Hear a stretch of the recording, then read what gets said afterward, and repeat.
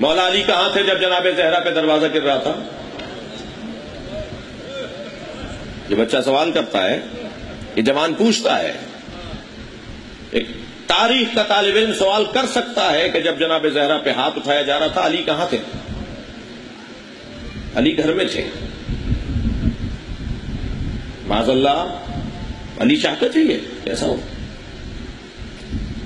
ان کے ساتھ چلنا کتنا مشکل ہے، میں اس پہ بات کر رہا ہوں۔ مولا کے سامنے ان کی زوجہ پہ ہاتھ اٹھایا گیا، معاذ اللہ علی چاہتے تھے یہ ہو؟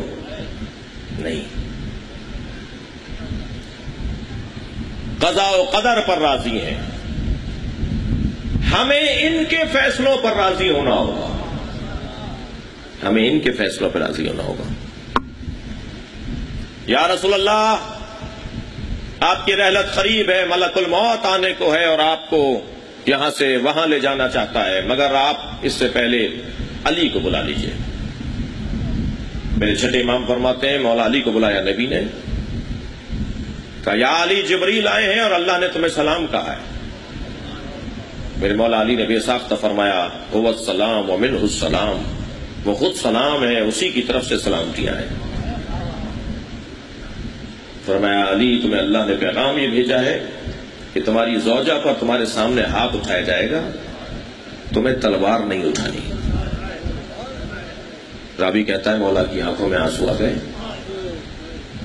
بیٹھے ہوئے تھے کھڑے ہو گئے، پھر بیٹھے اور نبی کو دیکھ کے فرمایا اللہ اور اللہ کا نبی جس پہ راضی ہے اس پہ علی راضی ہے۔ اور تو فرمائے وہ علی جس نے ایک یہودی عورت کو بازار میں پٹتے ہوئے دیکھا تھا تو 3 دن تک کھانا نہیں کھایا تھا۔ ایک غیر عورت، ایک اجنبی عورت کو کسی نے مارا، میرے مولا نے 3 دن تک کھانا نہیں کھایا۔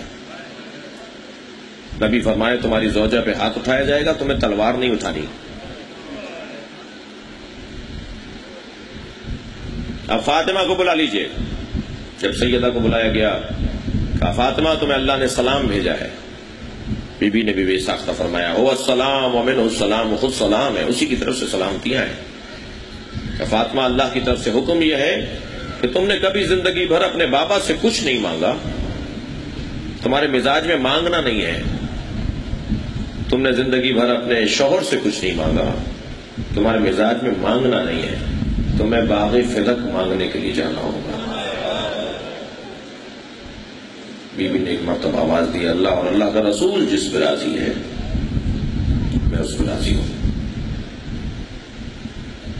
یہ جو کچھ ہوا پتا ہے نا مولا امام حسین کو کہ کیا ہوگا میری بہن زینب کے ساتھ۔